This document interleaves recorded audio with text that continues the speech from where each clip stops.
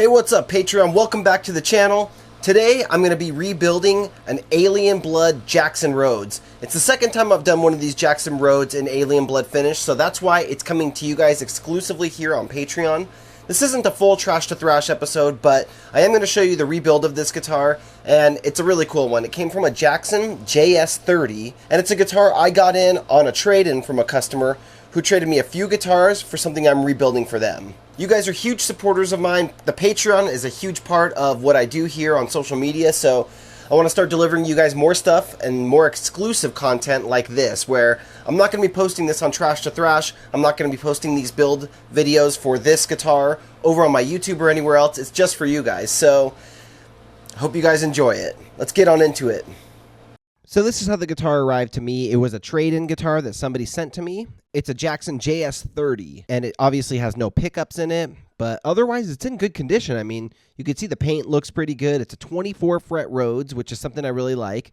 No pickups, no pots, no selector switch or anything like that. But look at it. It looks clean. This is from James, who I actually did a guitar for in the past, and I'm going to be working on the LTD V500 for him that I've shown in a couple videos now. But yeah, it's a clean-looking, nice Rhoads. I like it because it has no pickguard, so it gives you a big, large canvas to paint whatever you want, some type of interesting design on. So, of course, the first thing I did was I passed it off to my assistant, Ryan, who disassembled the guitar for me. The quickest and most efficient way to build custom guitars like this is to have a day dedicated to disassembling a bunch of guitars, then another day for sanding guitars, then another day for prepping them for paint with Bondo or doing any extra drilling, and then having a paint day, having a spraying clear day.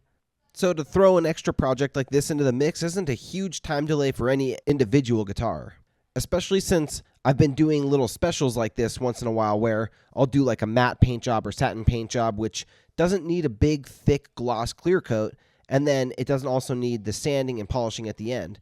And if I'm not going to be filling any neck pickups or anything like that, it's going to subtract months off the build time. So for around $1,000, I can knock out one of these guitars, and it brings money into the shop quickly and helps quickly move product off the shelf, since I've been picking up guitars on eBay, Reverb, all that during my axe hunting that I do daily, plus trade-ins that I get.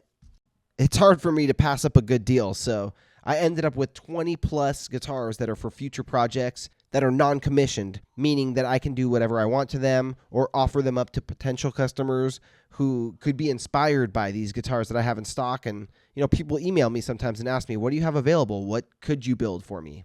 So these are like the perfect guitars for that.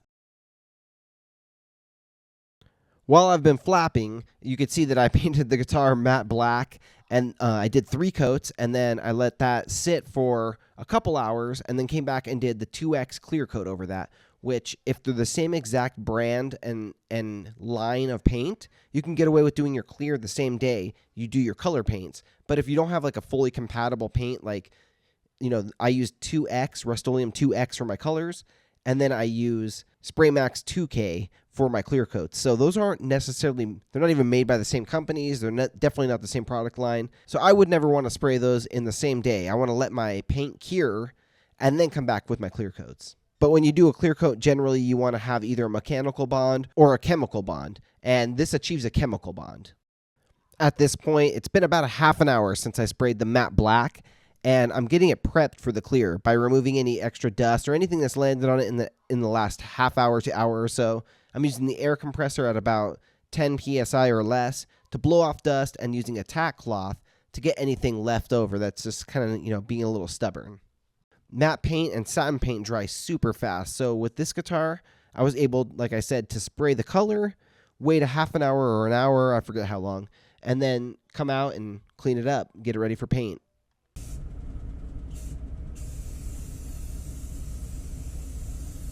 So now this is the matte clear going on.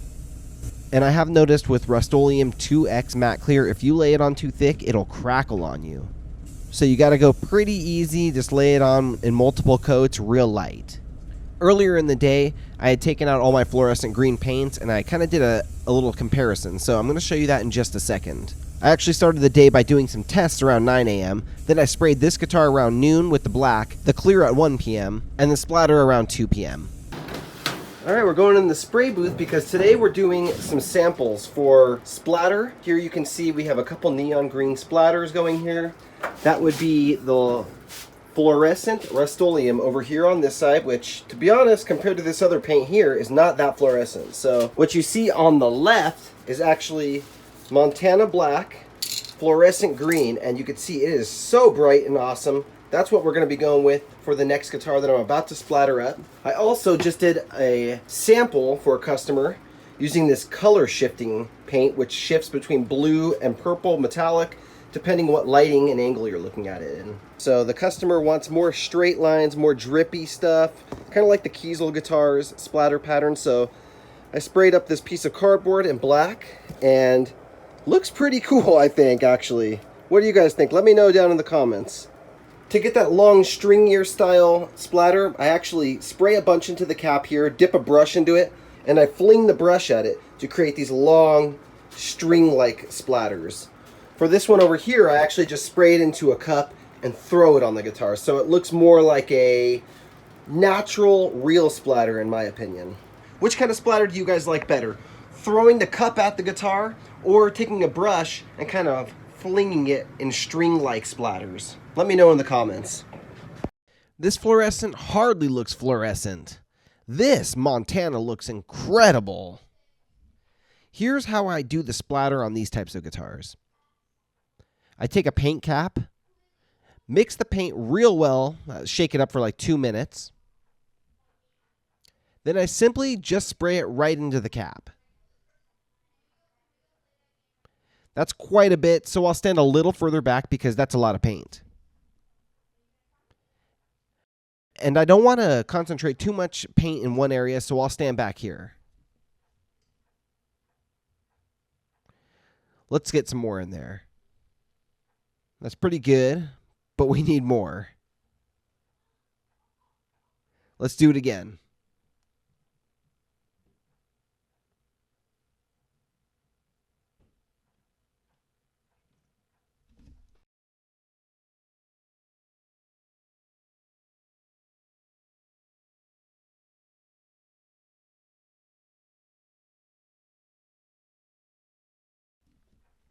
And then I'm going to take a little more, and we're going to spray a little more into this cap. And we're going to take a little brush here. So we got a little brush, dip it into the paint that's liquefied into the cap. We're just going to sort of fling it onto the guitar.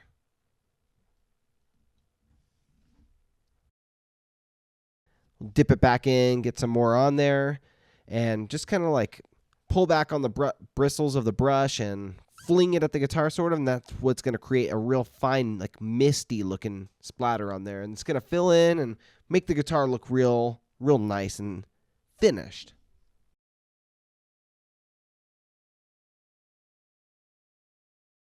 There's not a ton left in there, but I can get a little more out of this cap and do some more flicking. There's like this big debate out there about the difference between the phrase splatter or spatter. And splatter, from what I've researched, and actually I've done research on this because so many people ask me about this, but splatter means large particle, like blood splatter, and spatter is like small particle. So the way I remember it is splatter has an L in it, that means large, and spatter does not have the L, so that's small particle. Now back to me in the booth. That looks sick. Let's get a little bit closer in on that.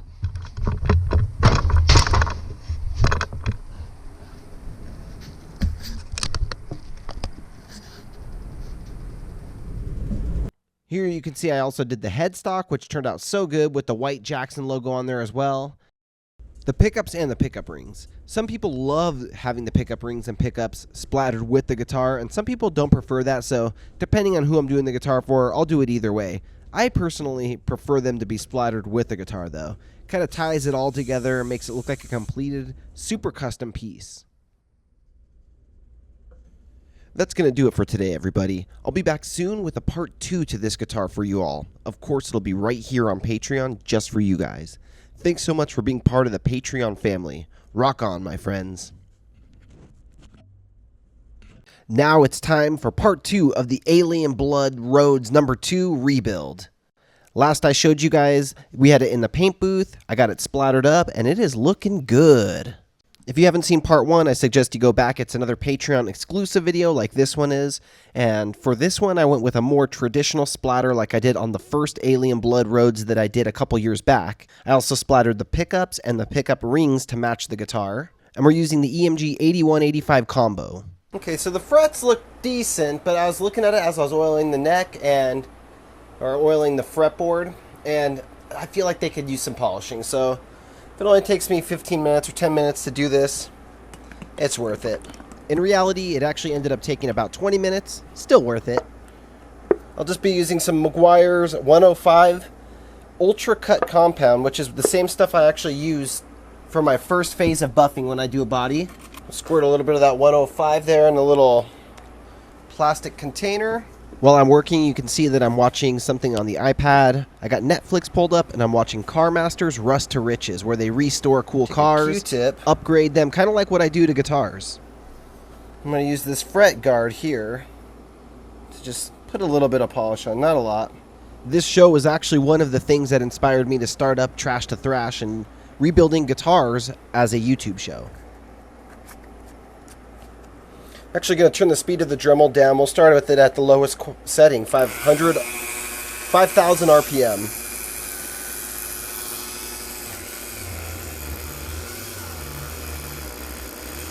Yeah, go higher than that. Go up to 15.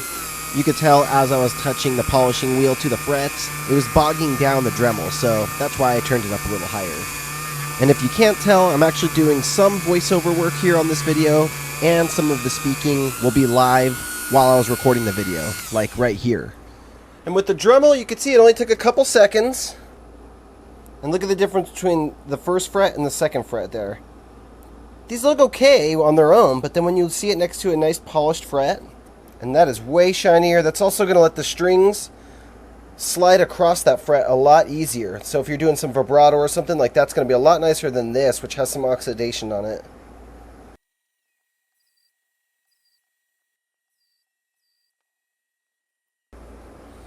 You can see a huge difference between these two that have been polished and these two that haven't. Let's polish them while I got you guys up in here close. I'm using this fret guard here because I want to isolate the fret. I don't want to be getting polish all over the fretboard that's nice and clean, so you can put a little bit of polish on there with the Q-tip. And then we come in there.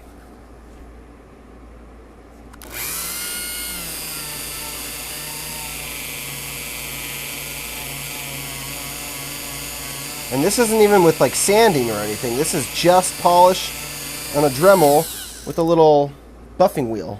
And look at that. Gorgeous. See how dull the rest of those frets are. And look how beautiful these freshly polished frets are. Now I'll continue to just work my way down the rest of the neck. This is one of those things that make a big difference in the feel and the look of the guitar. So if you're going to be working on your guitar, changing the strings, polishing it up, this is something that only takes about 20 minutes to do with the Dremel and makes a big difference. This is hilarious. I'm watching this, and they're actually going to be working on an 80s Chevy Blazer that somebody want all built out. My first car was actually a 1979 Blazer, the first one I had when I actually had my driver's license, and I loved that thing. It was a K5 Blazer. Maybe I'll even throw some photos up for you guys here. 6-inch lift, 35-inch tires. We dropped a 350 engine into it. It was an awesome truck, and I love it, and I really miss it. I wish I still had it, but it was just a gas guzzler, and it had a lot of little problems, and it wouldn't pass smog, which is a huge problem here in California. So funny, though. If you guys like this show or like Blazers, let me know in the comments. Hope you guys like my safety glasses, by the way. Don't worry, I'm not going for the nerd look. I'm just rocking the safety glasses since I got the Dremel out and I'm doing some polishing.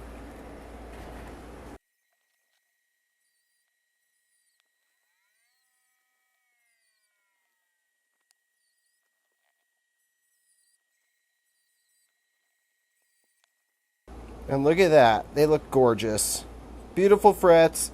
Nice hydrated fretboard. This thing looks great.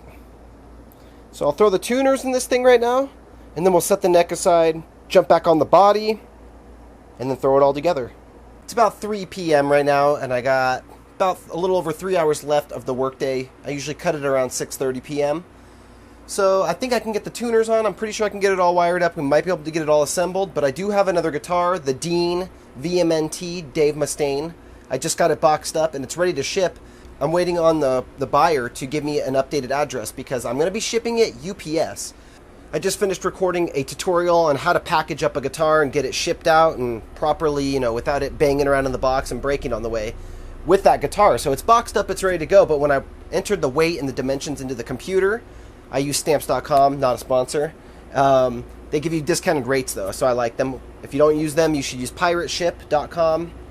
Neither of them are sponsors or anything like that, but they give you discounted shipping rates. You know, if you go into like a UPS store, they'll charge you like almost double. The retail price is crazy. So I entered in his address, and it's a P.O. box, and you can't ship with UPS to a P.O. box. I didn't know that. You have to use United States Postal Service. So I checked the rates for USPS, and it was like $130 versus $65 for UPS. I wrote the customer and let him know, you know, the shipping's going to be double the price if we go through USPS to your P.O. box. Do you have another address? And he said, I do have a home address, so I might have to cut out in the middle of this. Like I said, it's 3 p.m. Might have to run out, drop it off at the UPS store, get it out the door, pick up some other packages that I'm waiting on right now, actually, that are waiting for me there. So I might not have enough time to put it all together today, but we shall see. I always like the look of Splatter over the headstock logo. Here you can see we got it painted black. I put a new headstock logo on it, and then I did a matte clear coat over the whole headstock, and then we threw the Splatter on top of all that. Now it's been drying for a few days, and it's time to start reassembling. Alright, this thing is assembled now. Polished, oiled, looking good. I'm going to wait for the truss rod cover because might need a little adjustment during the setup, so we shall see. So here are the parts we're working with on this guitar. It came with a 1/4 degree Stumac shim. It was actually broken, but between the neck and the body, which normally that wouldn't be stock. So I'm going to set it back up with that just to see, you know, there might have been a reason that was in there. This was a guitar that was used before. And then over here, we got a brand new Tune-O-Matic bridge with new posts. We got the strap buttons. And I'll leave links down in the description to some of the parts for this guitar. We got a set of black strap buttons. Here's the truss rod cover, of course. The wiring for the EMGs, which are already painted. And then we have a couple sets of string ferrules. These ones are the small ones for the front of the body, which I'm really hoping are going to fit because, you know, they're brand new. We're going to find out right now if they're going to fit, but finding string ferrules that match a Jackson has been a little tricky because Telecasters and all these other guitars are more popular, and they're a different size. So these should fit the back of the guitar. These are the larger, close to 1/4 inch. If this all fits, we're going to put together a part list for you guys. So if you have a JS30 or a Jackson, you can order the same exact parts.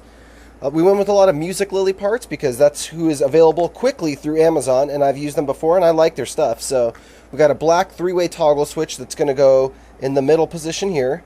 We're going to throw, I believe the kill switch is going down here and the volume's going up there, but I'm going to double check my emails and my paperwork. And then we have the kill switch, of course, the Iron Age kill switch with the green LED. So that will be going probably, I'm pretty sure it goes down here. So awesome. We got everything's pretty much brand new here. Then over here we have the bags of the old parts. So some of these will be going up on eBay as used parts. We got a set of used Jackson chrome tuners, which, little pro tip, when you're disassembling a guitar, this one didn't come with pickups, but you can get 25 bucks for a set of Jackson pickups. You can get 20 bucks for a set of tuners. Might be able to get 15 bucks for the Tune-O-Matic and some of the chrome hardware there. So when you disassemble a guitar, you can get close to 100 bucks after you strip off all the old parts that you're not going to be using anymore. Especially if you sell it all as a set. You know, I could probably sell these tuners with all this because it comes with the jack plate, the Tune-O-Matic bridge, and the posts, everything you need. So all the ferrules are in there. People are always looking to buy big lots of parts so they can restore their entire guitar, and that's actually a lot easier than trying to sell a neck plate by itself for like $7, or, you know, parting this stuff up and shipping it out can be a pain, but if you sell it in little groups like that, you know, it's worth it, totally worth it. Since we're adding a kill switch to this guitar, we need to drill out the hole that the tone used to be in. I'm using a 16mm Forstner drill bit and a drill press for this. Iron Age used to sell these. I don't see them on their website right now, but at one point they did sell these, and these are great drill bits for drilling out a hole for a kill switch.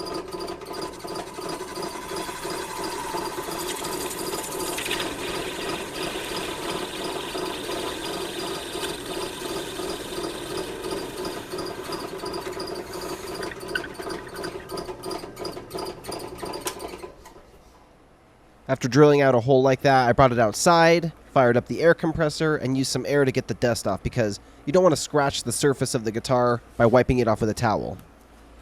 Alright, as you can see, the customer did want it to replace the tone. Wow, I'm looking like Casper the Ghost. Let's adjust that brightness. So yeah, we got the kill switch hole in, and I just heard back from my other customer, Andrew, who bought the VMNT Dave Mustaine Flying V, and he gave me the address. So turns out I am going to go drop that guitar off right now, then come back and continue with this. So I don't know if we're going to get it done in one day, but we shall see. I keep saying we shall see. Is that what I always say? I don't know. Maybe that's a new thing, but we shall see.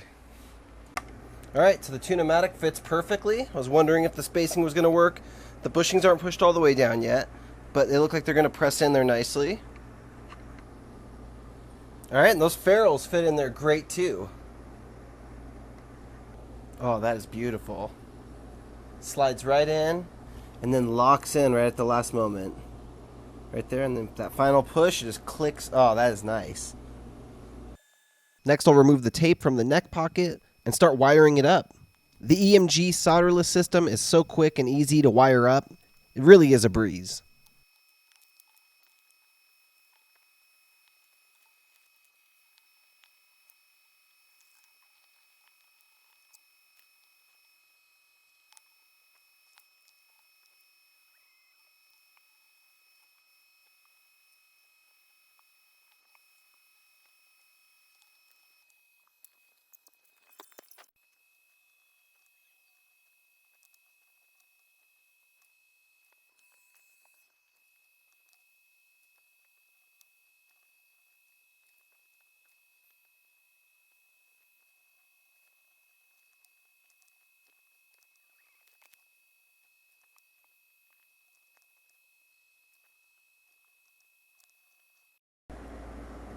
Alright, this guy's all wired up now. Looks good.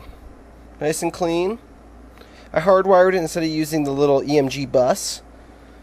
So, drop the battery in right there. Got a little bit of foam around it to keep it sitting right. Make sure it's not going to touch any of the electronics. We're good to go. And then of course we got the output jack. Brand new output jack plate. Looks great on there. Now we're going to see if those ferrules fit in. That's what I've been waiting for. They look like they're the right ferrules. Well, let's check them out. These ferrules should fit in there super tight, but I'm still going to drill them out just a tiny bit to get them to slide in a little bit easier. While doing the drilling, I'm going to hold a shop vac right up to it to kind of get rid of all the dust. I don't want shavings and dust getting in or on the paint job, so this will help keep things clean. I might have been able to just hammer these ones in, because after drilling these out, they were a little loose on 2 or 3 of the strings, so I ended up putting a drop of wood glue with a Q-tip on a couple of the ferrules. It'll be easy to still pop them out if they ever need to be removed, but chances are these will never need to be removed anyways. Now the ferrules are in, we'll put the back plate back on the guitar. Alright, well it's 6:30, pizza's here, we're done for the day. I got the package dropped off. The guitar is not completely done. I still need to mount the neck and re-drill the holes for the pickup rings because the new pickup rings are slightly larger. So we probably still got 2 hours to go on this guitar to get it strung up, to get the truss rod, checked out, the angle of the neck, that shim is there, so it could be even 3 hours, and then to intonate the bridge. So I'll see you guys probably tomorrow. We'll finish this up. Rock on, my friends. Hey, what's up, Patreon? Welcome back to the channel. I want to thank you for joining me here today and let you know that this is a Patreon exclusive video. As you know, this video is going to show part 3 of the Alien Blood JS30 rebuild, and this is not going to be on YouTube. This isn't going to be anywhere else. This is an exclusive just for you guys. So I want to say thanks again for being a patron, and let's jump on into the video. In part 1 of this series, I disassembled the guitar and got it prepped for painting. I brought it into the spray booth and we talked about splatter finishes, and I showed you some of the tests of different fluorescent green paints and why I chose the exact one I did. Then we painted the guitar black and threw the splatter on. I showed you how I like to do my splatter patterns, and I also painted the pickups, the pickup rings, and the headstock. You gotta make it all match. In part 2, I polished the frets and showed you guys my process of how I like to use a Dremel to polish them using Meguiar's 105 compound. I also talked about what inspired me to start Trash to Thrash originally and went over the hardware I used on this guitar, and I even included links to where you can get the exact same parts through Amazon. We wired it up and added a hole for the kill switch as well. And just like that, through the power of editing, we are back. The pizza was good, got some good sleep, got a good morning workout in, and we're ready to continue on this Rhoads. Get that neck on there, get the pickups dropped in. First thing we got to do is drill some new holes for the new pickup rings that we're putting on it. So let's do that first. The mounting holes for the new pickup rings didn't quite line up with the original ones in the guitar. So that means we got to fill the old ones and drill some new ones. I didn't record it, but the pickup ring holes are already filled. Basically all I did was I drilled them out a little bit bigger and dropped in some dowels to match the holes I drilled. I have a whole Patreon tutorial up on the LTD Explorer rebuild showing exactly how I did that. Okay, we got to start by cutting off the dowels, the tops of the dowels that we put in there yesterday. To cut the dowels flush with the surface, I used an X-Acto blade like the one I showed here. I'll put a link in the description for you guys so you can get the same one if you want. When I shave off the top of the dowels, I always cut towards the pickup cavity, because if I'm cutting away from the pickup cavity, I'm kind of risking cutting into the surface of the guitar that's going to be visible. But since there's going to be pickup rings on here, if I get a little nick going toward the pickup cavity, it'll be covered by the pickup rings. Now the dowels will sit perfectly level with the guitar, and I can drop the pickups in and get the new holes drilled for them. Making sure the pickups are perfectly centered is crucial in the look of the guitar. This guitar has EMG pickups, so there aren't visible pole pieces like a Seymour Duncan or an open coil pickup, but you'll still want to make sure the pickup's centered with the bridge and the neck cavity so it all looks right. To do this, measure the pickup, write down the dimension. Then measure the width of the neck cavity and write down that dimension. Divide both of those by 2, and now we have the center of each one that we can line up. When they looked perfect to me, I used a center punch to mark the holes. There's nothing worse than a wandering drill bit when you're trying to drill a new hole. The center punch is a spring-loaded device with a point on the end that will make a divot for the drill bit where I press it down. Now that drill bit will stay in place on the surface of the guitar.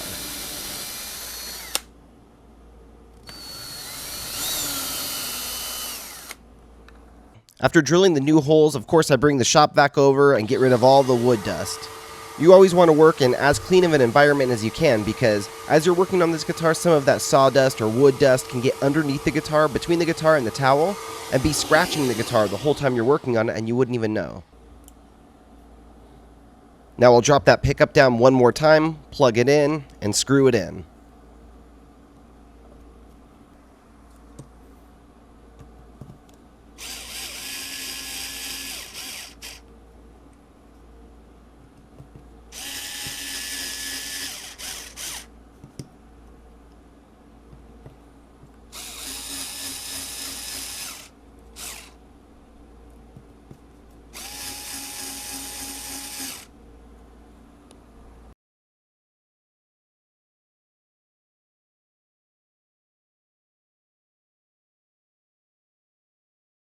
I showed you guys before that this StewMac shim was between the body and the neck, shimming the neck.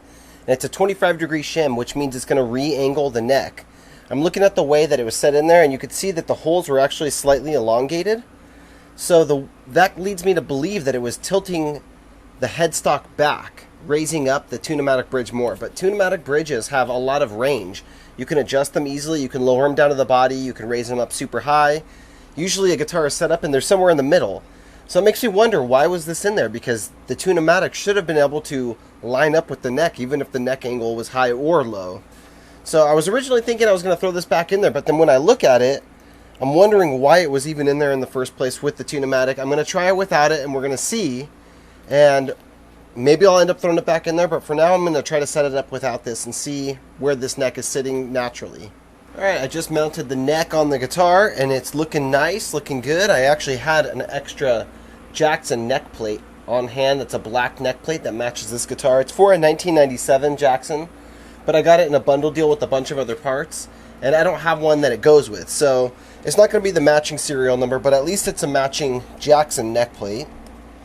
But I do have another little side project today. So somebody sent me some material that they want me to make a custom logo for them out of for their Charvel. So it's not really made for the Cricut. It's just a generic wrapping vinyl with adhesive back. So I'm going to load it up in my machine and start cutting some pieces, and hopefully, which I'm pretty sure it shouldn't be that difficult, but I can dial it in and adjust the depth, and I should be able to make a nice little Charvel logo for somebody. So let's head over there for just a couple minutes.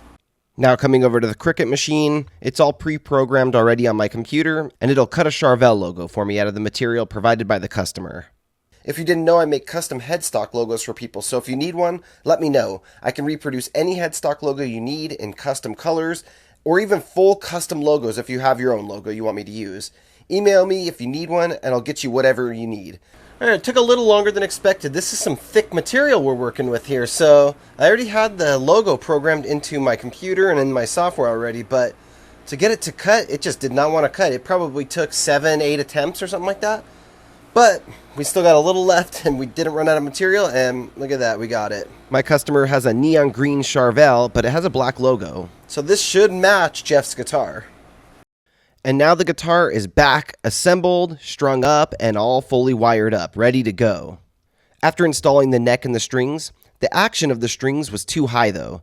Even with the bridge all the way down at the body, which is uncommon, it's not a problem I've run into with the Tune-o-matic bridge. So the shim was necessary. I reinstalled it, and it was a 1/4 degree StewMac shim, meaning it wasn't original, that's an aftermarket part, and I think somebody had done some modifications somewhere along the line to this guitar already. But with the shim back in place, it played great. You can actually see here in the finished footage how low the bridge is, and that's with the 1/4 degree shim. I'll link to that in the description of this video as well. I also had an extra handmade Guitar Guts hardshell case with black on black splatter, so I included that with the build for this one. Normally on Trash to Thrash, I demo a guitar when I finish it, but this one, it wasn't for Trash to Thrash, so I didn't demo it. And I figured it'd be better to let the customer demo it. So here's a little footage of him unboxing it and him jamming on it. His name is John, and he's a fellow Patreon member like you guys. You can check out his thrash metal band, Weeks of Years. He's on Instagram at Weeks of Years. So what's in the case? Let me show you. Check it out. So this is the Alien Blood Splatter Rhoads V. This is a custom build done by Mr. Mark Murray, aka Guitar Guts. Unless you've been living under an absolute rock, you've seen his YouTube channel, Trash to Thrash. You know that it's awesome with all kinds of badass builds. So I saw his Alien Blood V that he initially did. It totally grabbed me. I wanted it. I was like, I had to have it. So I reached out to him. Super nice guy. We exchanged emails, started talking to specifics. He said, hey, I actually have a V body in the shop. Are you interested? I said, absolutely. So we've got Blood Splatter on the headstock, which is unbelievably awesome. We got splattered EMG 8185 pickup combo. No volume, no tone, Iron Age kill switch instead. That was an awesome way to go. This guitar plays great, sounds great, and give that guy some business. Mark Murray, Guitar Guts, check him out.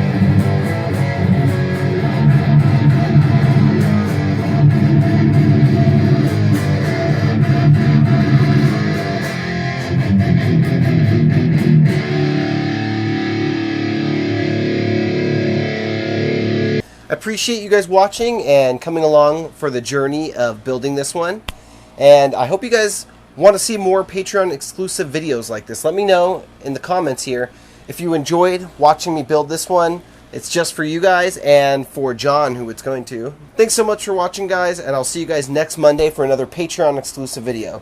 Rock on, my friends.